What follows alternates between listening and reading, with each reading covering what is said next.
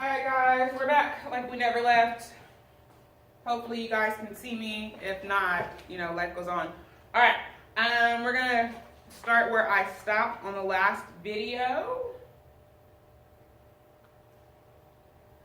Alright, so this is purely just a nice map of the Caribbean colonies. You can see which European nation had control over which area. So we have South America being controlled partially by Spain and by the Dutch, and then by a little bit by the British, that part that we're seeing right here. We see all the people who control the Caribbean and who control Central America, as well as the top, or the lower portion, including Florida, of North America. So we see France up here having control, and we see Spain having control. We also can see all the different types of goods that were being grown and traded in different places. So we have our sugar, our coffee, and our tobacco, our three cash crops that are the major cash crops during this time period for Afro-Eurasian trade. We also have the different trade routes. So the blue one and the red one, are going to be the different trade routes that are going from South America into Europe, and from Europe into North America as well, or down south, or just wherever else they were trading into. Next thing is going to be another map. So you guys did this map as well. It's just showing you the numbers of people that were moving out of Africa and going into South America, into North America, and into the Arab Peninsula, as well as a little bit into Europe. So we can see that the majority of the slaves, once they leave Africa, are actually going to go into Brazil. I told you guys this previously, but Brazil has the largest population of African descending people outside of Africa. And that makes sense because they're mostly coming from the west coast of Africa, dropping them off straight here in Brazil. That's why they have such a large group of Africans in Brazil, even though it's South America, excuse me. Then we have the other half of them, or less than half of them, are going to go towards the Caribbean and Central and North America. And we can see that Mexico is going to get them. And the U.S. actually does not get that many slaves. The majority of the slaves are going to go into the Caribbean and into Brazil and into Europe going this way. But the U.S. does not really get that many slaves, which lets you guys know that the slavery that we had here was based on breeding of the slaves that were already created. All right, so gender and slavery. So slavery during this time period was a dominantly male, not profession because it wasn't really a profession, but a dominantly male institution where we're using the majority of the men for their strength and things like that when they're growing sugar, growing cotton, and things like that. So we're going to see the gender ratio imbalance is going to play havoc in both Africa and in America. So in Africa, we're losing all these men going into the Americas.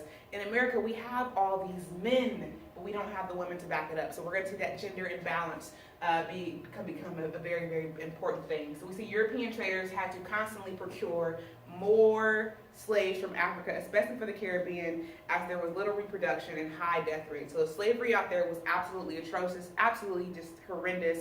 They worked the slave for 16-hour days, barely gave them any food, had them sleeping in unsanitary conditions, and then wondered why they all died within 3 years or so. So because the lifespan was only about 3 years, unfortunately, they had to import a lot more slaves. And so we see women in Africa are going to end up being prized for their roles in producing grains, leathers, and cottons. So even though women weren't the number one person or group of people captured during slavery, they also were they're highly treasured and highly prized because of what they were able to do. We're going to see that the slave trade is going to reinforce traditional practices of polygamy. So polygamy starts because of war times. We're losing a lot of the men. We have to replenish that population by having one husband or one male sire many children with many different women. That same institution is going to be rebirthed or reborn during slavery because there's so few men that they have to reproduce. They have to have multiple women to reproduce with, okay? And that's going to happen both in America and in Africa as well. All right, Africa's new slave supplying states. So a lot of things are going to happen in Africa. So the original slaves that were captured leave Africa and go into the Arab region. But slavery in the Arab region is completely different than slavery in the Americas. Slavery in the Arab region, there's a possibility of freedom. You can actually get married. You can join people's families who aren't slaves. You can really immerse yourself in the culture. For American slavery, there is no such thing as being immersed in the culture. You don't get your freedom unless you die or unless somebody is feeling nice and kind of emancipate you. So we're going to see things happening a little bit differently. But in Africa, we'll see how the impact of slavery is. So we have local political leaders and merchants actively supply slaves to European slave buyers. So we're going to have people fighting in war. They're going to be captured, and once they get captured, the African people who conquered them are going to sell them to the Europeans. And they're selling them for a number of reasons, but we're going to see that it's going to literally shift the economic system in Africa. So during this time period, if you are a landowner, if you have herded animals, you're very wealthy. But as they shift towards a slave-based or slave kidnapping or enslaving-based economy, we're going to see that warriors, people who can fight, as well as merchant people who sell things, are going to be the number one winners or the most thriving group during this time period. So slave trade is going to prompt a century of civil war from 1665 in the Congo Kingdom. We're going to see how the removal of men, especially people who are chiefs and princes and things like that, it's going to destabilize the region. It's going to allow for a lot of turmoil to rise up between African colonies or African people. So Europeans are also going to support these conflicts by giving them guns and giving them weapons. So the reason why they're doing a lot of the slave trading is so they can get more weapons, in turn use those weapons to conquer other African groups. We're going to see during this time period that the Europeans are going to actively work to destabilize African groups. They're going to put two groups against each other so they can come in and grab more slaves. And so they're going to do that by, if one group is dominating and not willing to trade with the Europeans, they'll just go to their opposing group, give them guns, allow them to dominate that group, and then once they dominate that group, they're able to use the slaves that are use the people who are being captured and conquered as slaves. So slave trade is going to help some merchants and warlords consolidate and extend power and wealth and arms. So we have the Asante state. It's going to become wealthy because of gold, which allowed them to acquire firearms and slaves, further developing their military and economic power. So once they have those firearms and slaves, they're able to continue to grow their economy and their kingdom. And basically, it just continues to thrive and get bigger and bigger and bigger, and kind of snowball, or turn into a bigger snowball as they get more wealth, as they get more slaves, as they get more arms, so they can just go to other areas and conquer those areas much more effectively and easier than they would have previously. So although the slave trade enriched and empowered some Africans, it cost Africa dearly. So we see the Atlantic commercial system shifted wealth and power from rural to urban ports. So previously, those rural landowners, those herd owners, they had that control, that dominance. We're going to see the slave trade pushes that away, and it's going to move it into urban or city or more urbanized areas where cities or large groups of people are located, and slaves are being sold and things like that. So we're going to see a demographic catastrophe with severe population loss. They're going to lose 12 million people. If we lose 12 million people today anywhere, that's a large group of people who are no longer involved in your political system, your economy, your social, your cultural system, things like that. And that's going to cause a major shift wherever those 12 million people end up, which happens to be mostly in North and South America, but also in parts of Europe as well. So the trade is going to enhance the warrior class. So the slave trade, every trade, we need people to protect and fight and to conquer. That's why the warriors are going to continue to rise, along with the merchants as well, who sell things, okay? Lastly, we're going to see dislocations, internal power struggles, and economic hardships precipitate the rise and the fall of West African kingdoms. So all of the loss of 12 million people shifts everything and causes people to go into turmoil. And we're going to have a lot of upheavals and rebellions and revolts and things like that going into Africa. And we can even rationalize the reason that some of the things that have happened in Africa to this day are related to the loss of 12 million people and their impact long-term, things like that. All right, so let's shift on. So we're leaving Africa, we're leaving the Americas, and we're turning into Asia.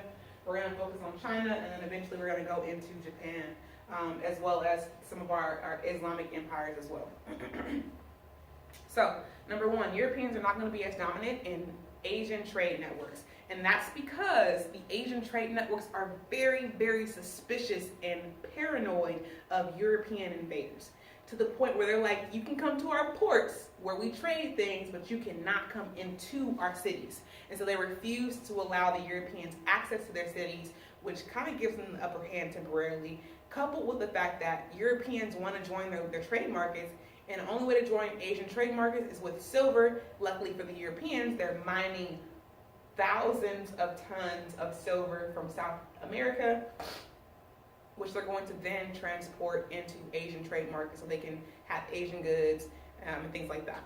We're going to see the Mughal Empire is going to continue to grow, but we'll see how it ends up falling. We see the Qing dynasty, Qing dynasty significantly expand China's borders after the fall of the Ming dynasty because of the Manchus. Next up, we're going to see China remain the richest state in the world, at least temporarily, until the European trading starts to really take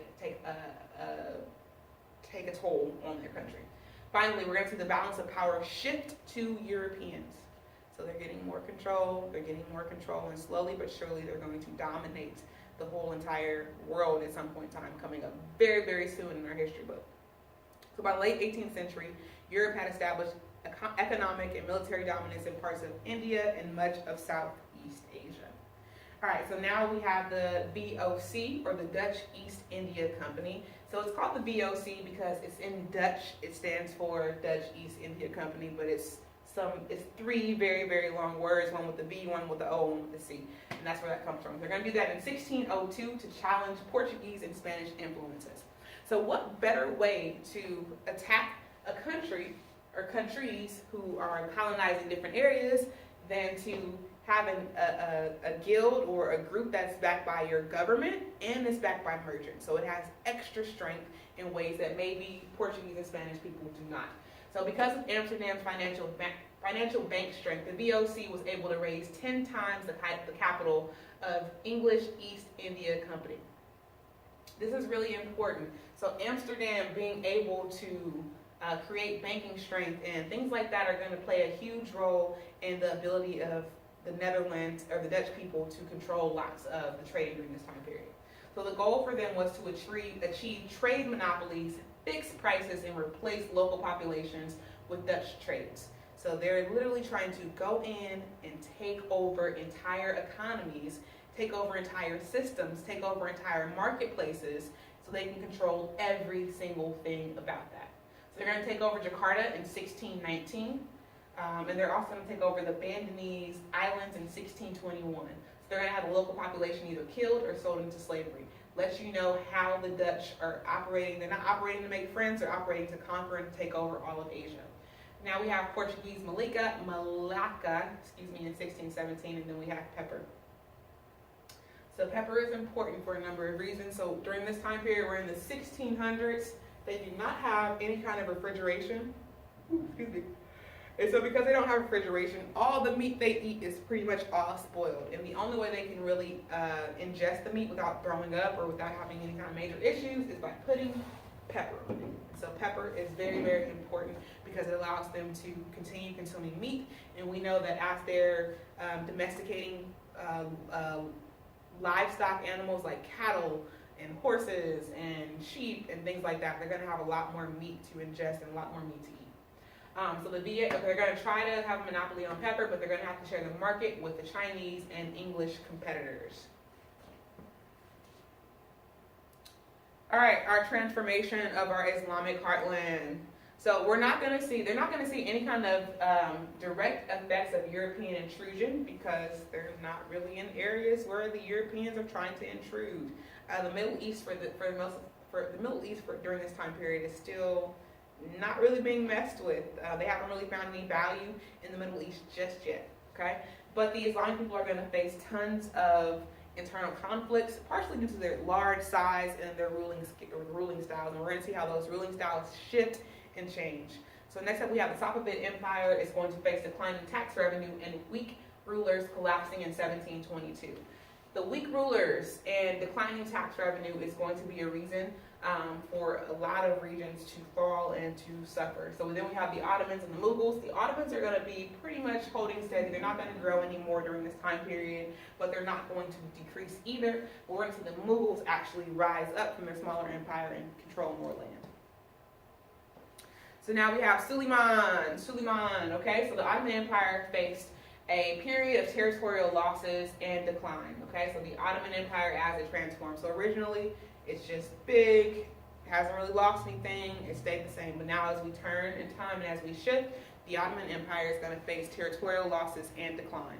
So the inflow of the New World silver into the Ottoman commercial networks destabilizes the empire. So number one, Ottoman rulers avoid trading with the outside world.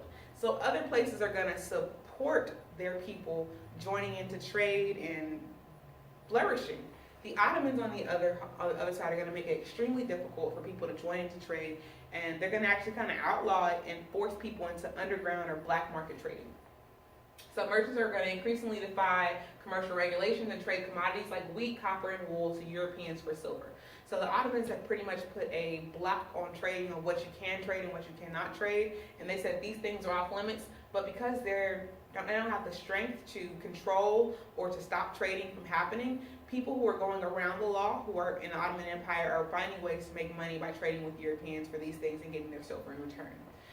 So because they're doing illegal trade is outside of government's purview, so the government is not taxing any of these things, so trading is actually becoming more effective for the Ottomans, even though the Ottoman Empire isn't reaping any of the benefits from it at all. And finally, we have the government is going to resort to deficit spending. So they're going to have access to a lot of silver in their mines, so they're actually going to be loaned a lot of silver from a lot of these European nations, and that kind of starts mortgaging their future in the long run. So short term, it helps them out tremendously, keeps the lights on, keeps the bills paid. Long term, it's going to be a negative that helps lead to the fall of their empire. So we have deficits, shortages, and the inflow of silver sparked runaway inflation for 100 years in the Ottomans. So from 1550 to 1650, it's going to prompt peasant uprisings in Anatolia. And so a lot of the changes that are going to happen in all the regions during this time period are because of unhappy peasants. Peasants being mistreated, peasants not being treated correctly, peasants being abused, peasants being overtaxed. They're going to rise up and have uprisings. The Ottomans, we have one of those uprisings, okay? And eventually we're going to have breakaway regimes that are going to emerge in the provinces. So the Ottomans are still going to be able to stay around to the 1900s, 1918 to be exact, during that time period.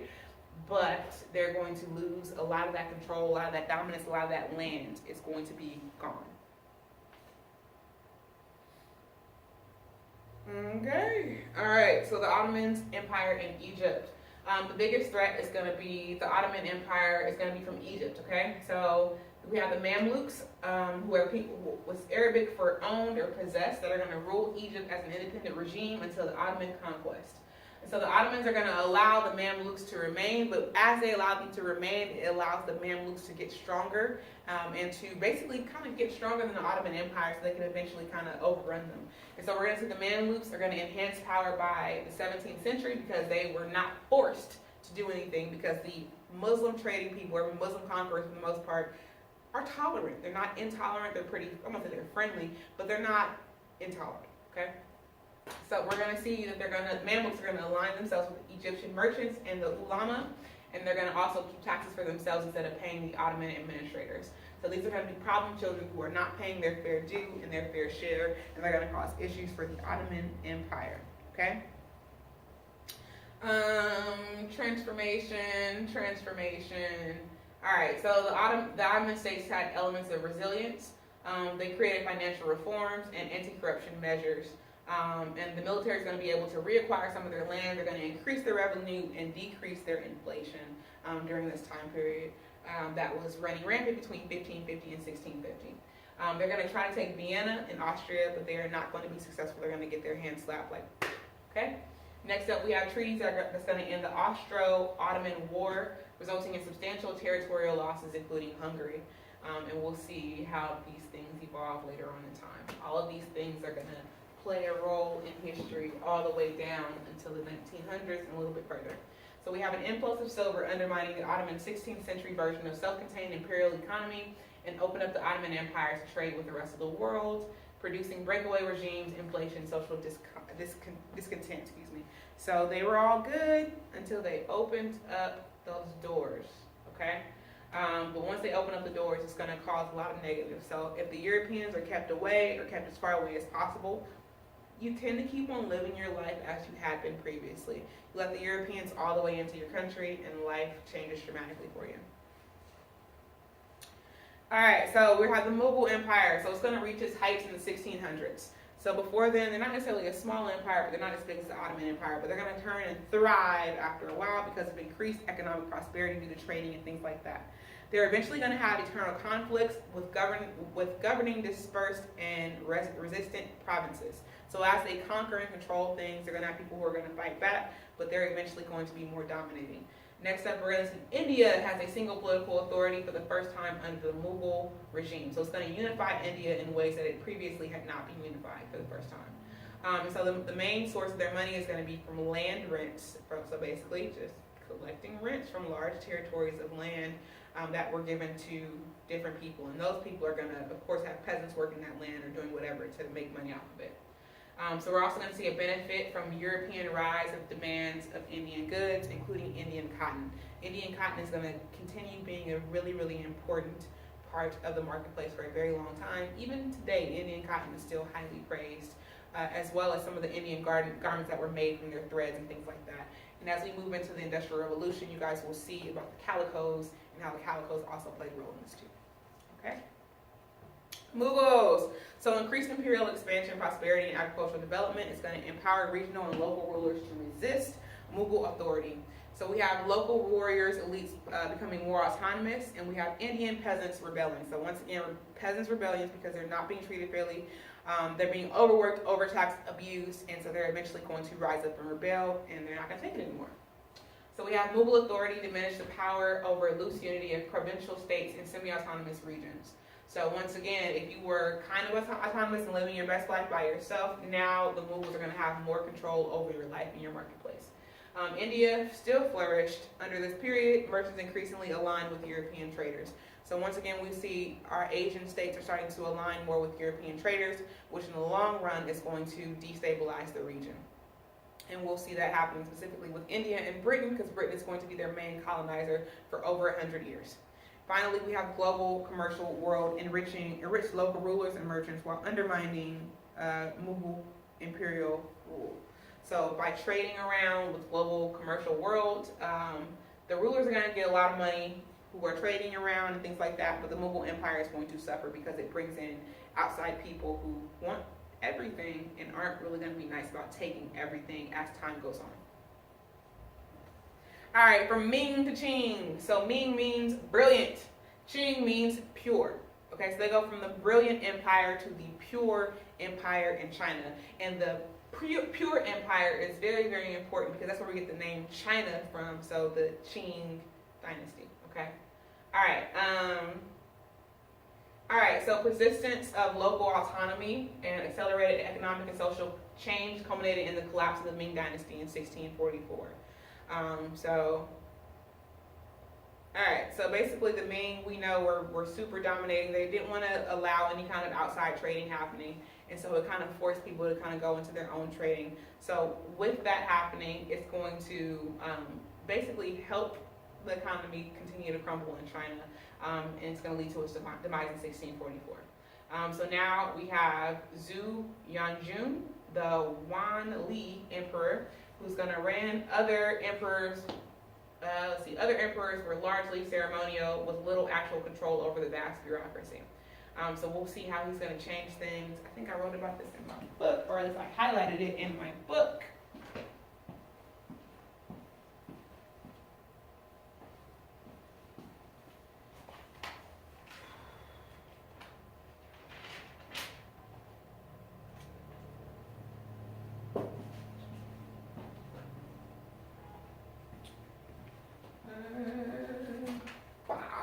Here we go. Okay. So he is going to be known as the Son of Heaven, and he is going to rarely venture outside of his castle steps. Only time he leaves there is going to be when he has tons of security around him and things like that. So even though he's going to be the son of heaven, he has little control over his vast bureaucracy. So an emperor frustrated with his officials could do little more than punish them or refuse to cooperate. So we'll see how that's going to play a role. So he's going to expand opportunities to trade led to many individuals circumventing official rules. So the expanded opportunities, we have more Europeans wanting to trade goods with China. China is still holding back and not allowing these things to happen. So just like happening in India, or not in India, where was this at? Just like happening in the Ottoman Empire, we're going to see people going around the government and making their own trade partners out of Europeans, which is going to further the destabilization of the country. All right, so we have pirates who are supposedly Japanese, who are all like rummaging and taking and marauding lots of different things.